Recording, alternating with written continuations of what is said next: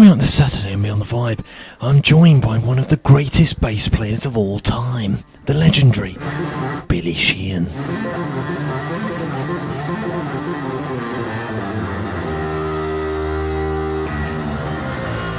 Then another call came in from Dave's office and said, Dave is doing a movie and he wants Billy to be in it. What? So we were just starting the tour with Yngwie going out to LA. So we put the two together. So, well, I'm going to be out in LA. Okay, we'll arrange a meeting, blah, blah, blah. So I went out, they picked me up and drove out to Dave's house. And I hung out with him a bit. We're walking around in his backyard and he goes, well, there is a movie.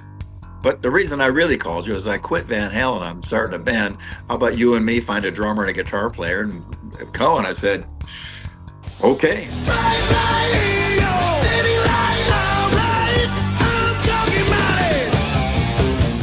Aforementioned incredible manager contacted the Makita Power Tool Company and asked them if they would like to do an endorsement deal with a rock and roll band, Mr. Big. And they're a Japanese company, and they had heard of us, and they knew about us, so they did a meeting with him. So he said, well, we'd like to know if you would be interested in having Mr. Big endorse Makita Power Tools. And they said, yes. How much? And Herbie said, $1 million.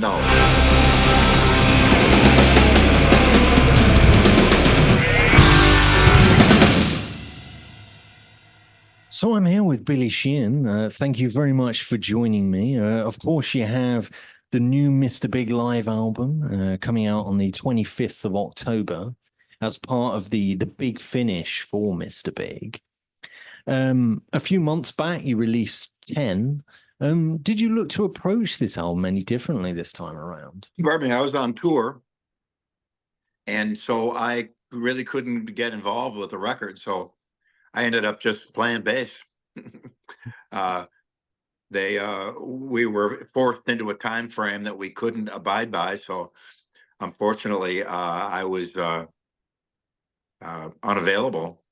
So I did my best to do bass, and later on, for about 2 or 3 days, I laid the bass down for everything, and sang some background vocals. But there's not many harmonies on the record, which is disappointing to me.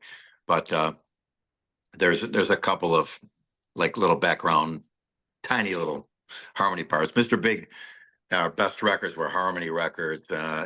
We Green Tinted 60s Mind, Just Take My Heart, all those songs just have great harmonies in them. And unfortunately, there wasn't much on this one, but I sang what I could.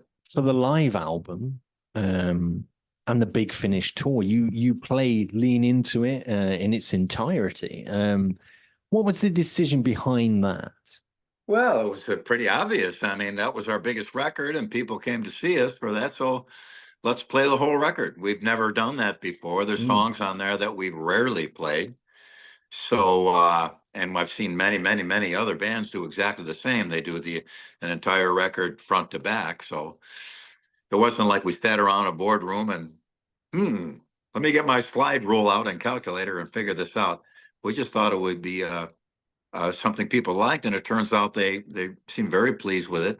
A lot of people listen to that record top to bottom in sequence, and that's how we played it. So we're very pleased with the reaction to it. That smash hit single, "To Be With You," am I correct in saying, it wasn't even intended to be released as a single?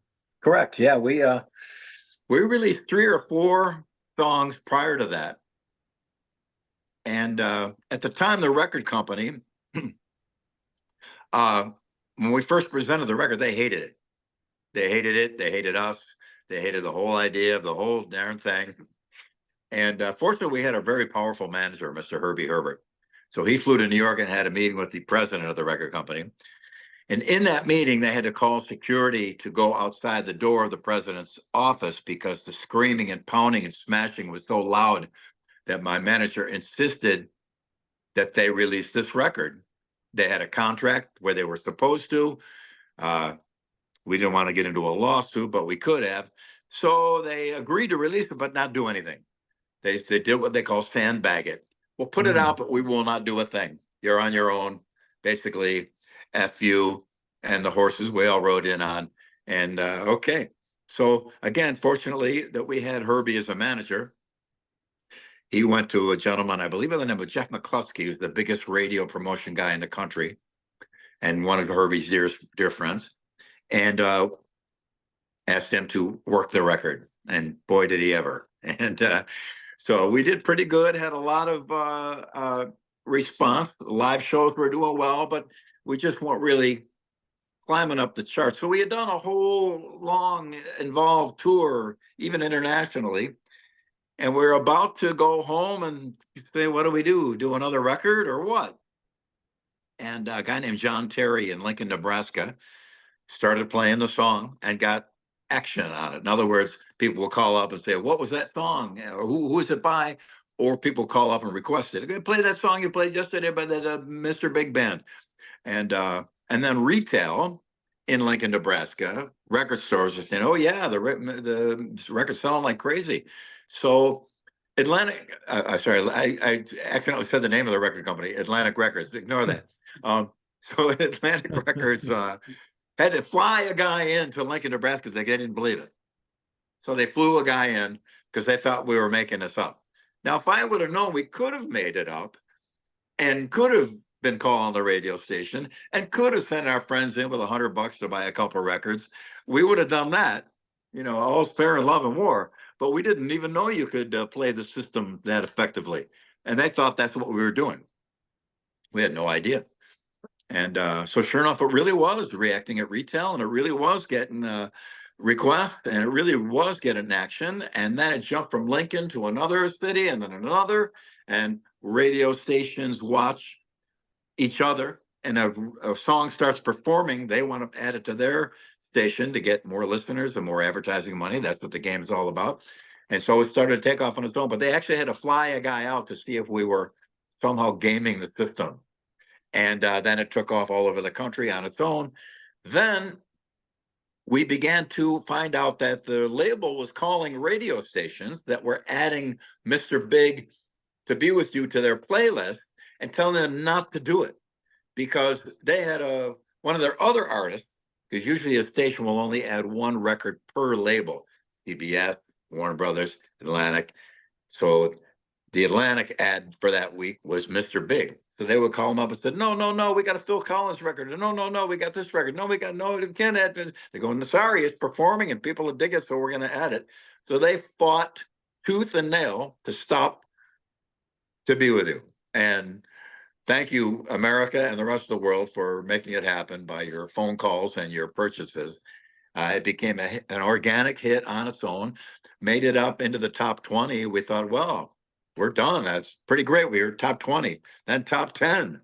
And then we were near number one. I think we were 3 or 4. And Michael Jackson and I think Right Said Fred, I'm too sexy for my shirt or my hair or whatever. I forgot what it was. He was in the number one spot. Prince and Michael Jackson had a song ready to jump in. And we thought, yeah, fat chance. Mr. Big's going to go to number one. And bang, went in for 3 weeks. Not one, not even 2, but 3 weeks. And then we had a meeting with Atlantic Records many months later. And the president famously said, oh, we knew To Be With You was a hit the moment we heard it. So. I think I like to do, I like to go back to those kind of beginnings, before you became the musician you are today. So how did this all begin for you? What was that thing that made you go, I want to be a bass player, I want to be a musician? Did you have a moment for you there? Absolutely. There was a bass player around the corner from my house, Joe Hesse, maybe about 5 houses away. And he was a cool guy, and he had a beautiful girlfriend, drove a Triumph motorcycle, and he even had a cool walk. He was an amazing guy, still one of my dearest friends. And I kind of wanted to be like Joe because he was just cool. But, I hadn't really figured bass yet until the Beatles got on Ed Sullivan. I saw all the girls screaming, and I said, I want that job. And so I went over to Joe, and he Normally they wouldn't let me in because I was just a little kid. My big brother and sisters, they could go in and watch rehearsals of Joe's bands, but I was just a pain in the ass little kid. So I'd sit outside and hear the basement windows shaking from the bass, you know. My brother would be playing the radio. Go, hey, hear that there? Yeah, that's the bass. Yeah, like Joe plays, right? Yeah, that's the bass. So one day I went over and to see if they were playing, and I heard some music, but it wasn't the whole band. And I knocked on the door, and Joe answered. I go, Joe, are you rehearsing? I go, yeah, come on in. A rare moment. And he let me pick up his bass, and I plucked it. And I got a blister on my finger right away. So it was a match made in heaven. And it was just him and the drummer, Tommy Coyle, and they were playing the songs, just bass and drum. I said, Joe, where's the rest of the band? And he goes, well, no, bass has to play with the drums. So when he hits the drum, I got to play something corresponding and synced up to that. And that's how bass and drums work. And you need that in every band. So before I even owned a bass, I learned the single most valuable lesson you can learn about bass. It's bass and drums. And so that has been the foundation of my playing from the very beginning. And the very beginning, I owe to Joe Hesse and seeing Paul McCartney and the Beatles on Ed Sullivan. I mean, I believe I read somewhere that, Tim Bogert was another a big inspiration for you. Obviously, he was kind of playing on almost a lead kind of bass playing. Well, no, there was no such thing as lead bass. I still don't think there is. Mm. Paul McCartney's all over the neck. James Jamerson is the most active instrument, other than the vocals on any Motown track he's ever played on. Tim Bogert played an aggressive lead-ish bass, but it was bass. Jack Bruce, John Entwistle, Chris Squire, they're moving, they're doing things. I still pretty much don't believe that there's any such thing as lead bass. As there is really no lead guitar. Usually in the bands there were two guitars. One was better than the other, so they called him the lead guitar. And that was, but where would AC/DC be without their rhythm guitar playing those amazing chords? So, there are different functions for different instruments, and one instrument can have several functions. And people will take a solo of mine that they filmed on their iPhone, post it on YouTube, but they won't post be playing "To Be With You" or "Just Take My Heart" or "Green Tinted '60s Mine" or "Wild World" or anything else where I'm playing straight on bass. Ladies Night in Buffalo, Eat 'em and Smile, straight on bass. The whole Eat 'em and Smile record, other than a couple of fills, it's all I'm playing eighth notes or 16th notes in a lot of those songs. So people, I think, in my humble opinion, I think they get a wrong impression because they tend to see the frosting and never bother to see if there's cake underneath there. And there generally is. I'm in my studio now. We're recording a record for a gentleman in Europe, and we're laying it down for the guy and with the drums. I always say, you got to send me the real drums. You can't do the drums after bass because bass plays two of the drums. So that's been one of our criteria in our recording. The final drums have to be there, and I got to play to them because when the drummer makes a move, I got to either pull back, work with him, work counterpoint to him, or shut up, or just play a root note. Who knows? But there's many other options as well. But yeah, I've never been much of a lead bass believer. Tim Bogert played some amazing stuff, but for the most part, he played no different than any other bass player would play on those songs. And like I said, the other bass players I mentioned, the most famous guys out there, play a mobile, moving bass. When you move a bass note, you change everything else in the song because your fundamental root note moves.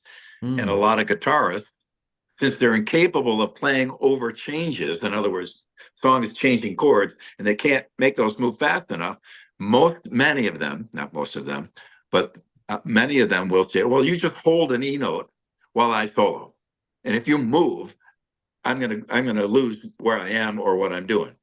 So if I hold the E note and they're playing an E minor, I'm gonna go down to a C, then to a D, then an A, then a G, and it all works, and it makes him sound like he's doing something more than he actually is. So I have a hard time convincing guitarists of that. But when they figure it out, they generally like it. I've played with some great players I'm very fortunate to play with great players, and let me move around underneath you a little bit, and you'll see what happens. Oh, I get it. So that's kind of the function of the bass. Does it make sense? Yeah, yeah. Of course, you've worked with many amazing artists over the years, but working with David Lee Roth. Can you recall, how that came about? I mean, I believe that you opened for Van Halen with Talus. Yeah, we did about 30 shows with them in 1980, and became friends. And then Mm. every other tour after that, I'd show up, and the crew guys, "Hey, Billy, come on back!" And he'd take me back to the band. I could go out and say hi to them. So, a great bunch of people. And then, unknown to me, summer of '85, we had 3 phone calls happen. One was William Morris Agency, booking agency. They said, "We have Yngwie going out. We would like to have you guys as opener." Great, cool. The other one was Gold Mountain Records, run by a guy named Danny Goldberg. I think he went on to manage Nirvana later on. He's still very active in the music business. We had showcased for him about a month early. He called and said, we want to do a deal. We want to do a record deal. So we got signed. Unbelievable. So we were floating on cloud. And then another call came in from Dave's office. I said, Dave is doing a movie and he wants Billy to be in it. What? So, okay. So we were just starting the tour with Yngwie going out to LA. So we put the two together. So, well, I'm going to be out in LA. Okay, we'll arrange a meeting, blah, blah, blah. So I went out, they picked me up and drove out to Dave's house. And I hung out with him a bit. We're walking around in his backyard and he goes, well, there is a movie. But the reason I really called you is I quit Van Halen. I'm starting a band. How about you and me find a drummer and a guitar player and go? And I said, okay. And that was how it started. Obviously we touched on, you've worked with many amazing artists over the years. Is there one for you in particular that, it's you looked at that and thought, that was a real challenge. That was a difficult one to record. Well, I think Real Illusions by Steve Vai. I think I played the whole record.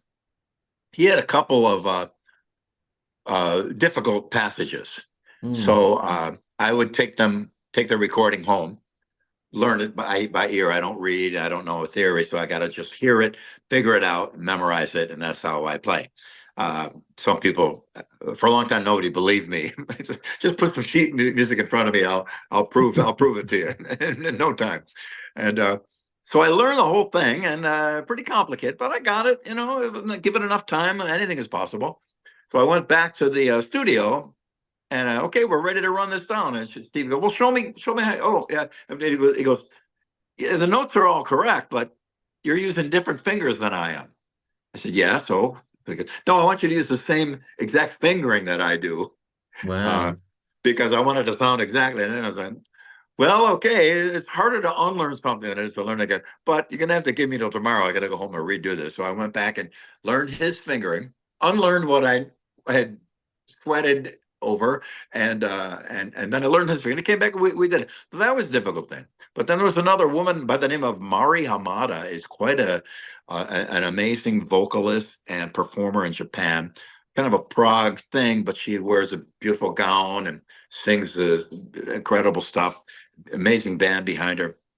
I played on a couple of tracks with her, but some of them have been really difficult. They're written by a keyboard on MIDI. So they're not really done on a bass. So I got to play what that keyboard player did. And as you know, keyboard players can do a lot of things because all the notes are there. On a bass, only the note you touch works, and you touch and pluck. On a piano, all you got to do is touch any one of them.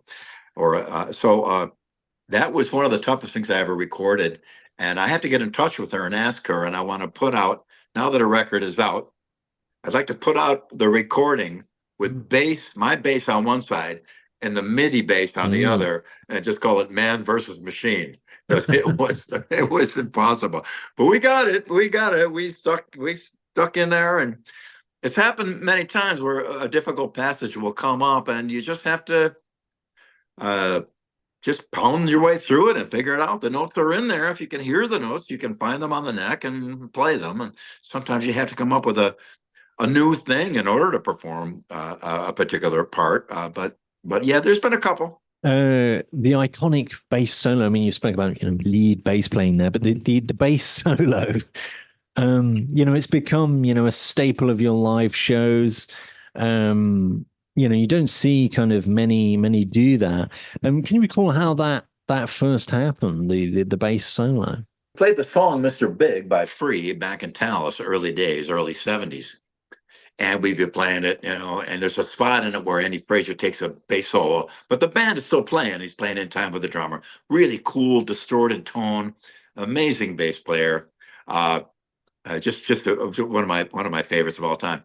So one night we're at the Poorhouse West in Hamburg, New York, and I said to the other guys, "Hey, when the bass thing comes up, just like stop on the beat, and I'll just go off, and I'll count you back in."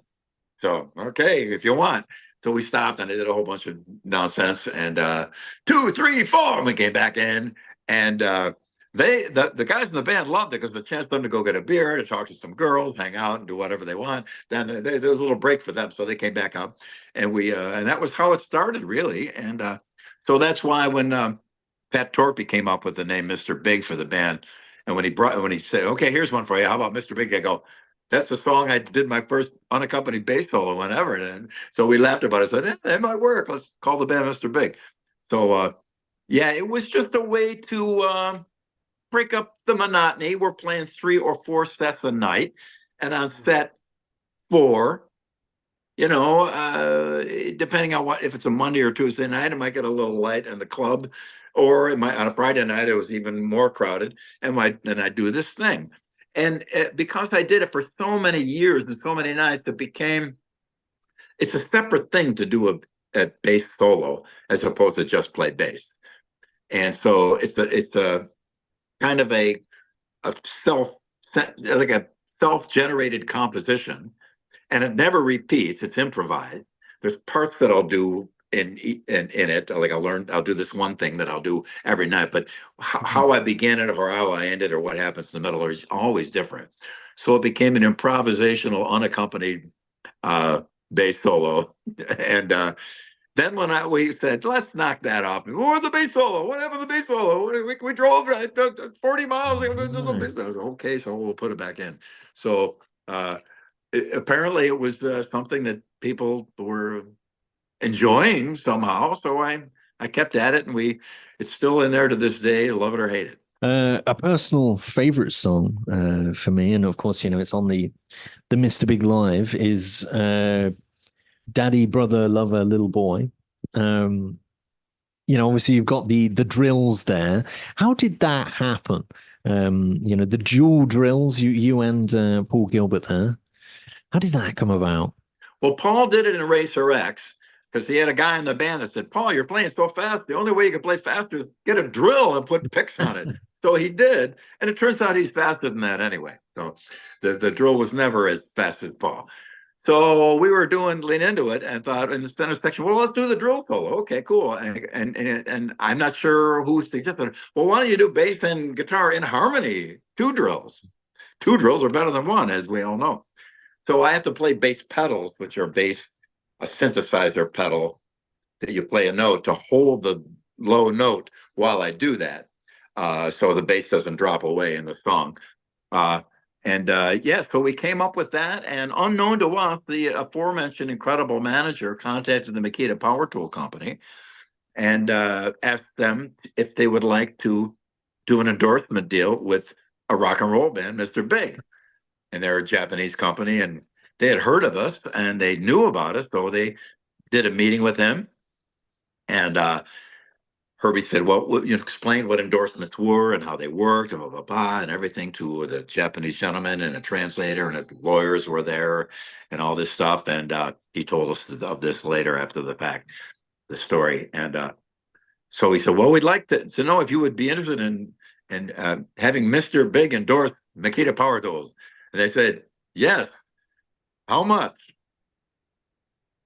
And Herbie said, $1 million. And they said yes. Wow. So what turned out as comedy, we ended up being very, very, very fortunate.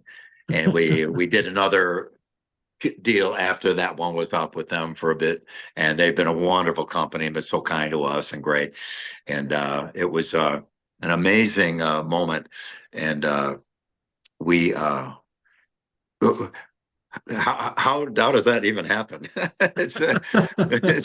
When Herbie came and told us this same story, and our jaws hit the floor. So we it wasn't all in cash. It was almost in tour support and everything like that. But it was $1 million deal with a Makita Power Tool company, and I still to this day, Wow. Makita. Now it's down here because I got to install some things in my studio. I could very well put some pics on that. A question I like to finish on, ask every guest that comes on. If you could work with one musician from the past and one from the present, who would they be? Obviously, you've worked with many amazing artists over the years, but is there any in particular that you'd love to work with? Well, I don't think I would be eligible for many reasons, but I would love to have worked with Miles Davis. He's a famous jazz guy, but he was notoriously got to be the way he wants it. And he struck fear into many musicians' hearts. So I would love to have a guy that just said, Stan, knock it off. That's not how the line goes. Or you're dragging, or you're rushing, or turn down, or change your bass. Just have somebody that would really be hypercritical and force me to have to accommodate to something I don't do, which makes me expand. Every time I play with another player, especially if I'm being a sideman or part of their band, I want them to be pleased. I want them to turn around to me and like, oh, great, that's righteous. That's my goal. So somebody as insistent and fully aware completely of exactly how he wants it, and it's got to be that way. I like it. Steve Vai was a little bit like that, but he's a sweet, wonderful guy. But he wants things done a certain way. And I remember when we recorded the Live at the Astoria record, we went in during the day, ran the whole show, recorded it, did the show that night, got up the next day, ran the whole show again before the show and played it. So we played that way. If there's a dropout in the recording or something, we can correct it. And he just sat in a chair in the middle of the stage and listened to the band because he wanted to make it right. And Steve knows what he's doing. So I just planted my feet and go, I'm gonna nail this thing. It was the last thing I do. And we just played to the whole set, and I hit it rock solid. I know this is how Steve wants it. At the end, he got up out of the chair, came over, and a giant hug, and he goes, man, perfect. So I thought, mission accomplished. That's what I wanted to do. And so that was, I've done that with Steve recently, but any other person like that, maybe, I don't know, maybe I'd love to play with Bryan Adams. I just love his songs. And I love what Bob Clearmountain did with bass on some of his records. Great producer. The bass was just this massive, huge thing that brought the whole band together. And he's great songs and a lot of singing. I'd like to work with Bryan Adams sometime. That would be cool. I can see that working. And when you mentioned that, with the big bass there, and I can see it happening. Oh, yeah. And those songs are just so great. As soon as you start Summer of '69, the whole place. So great. Well, thank you very much for joining me, Billy. And for those out there, obviously you can pre-order the new Mr. Big Live album. That's the DVD as well, isn't it? Not just. I believe so. Yeah, we had just an incredible time in Japan, and they're like family to us there. So we were really pleased. But thank you for having me on. I apologize about the kerfluffle with the audio. I appreciate your perseverance. You got to keep pushing forward. All right. Thanks so much for having me on.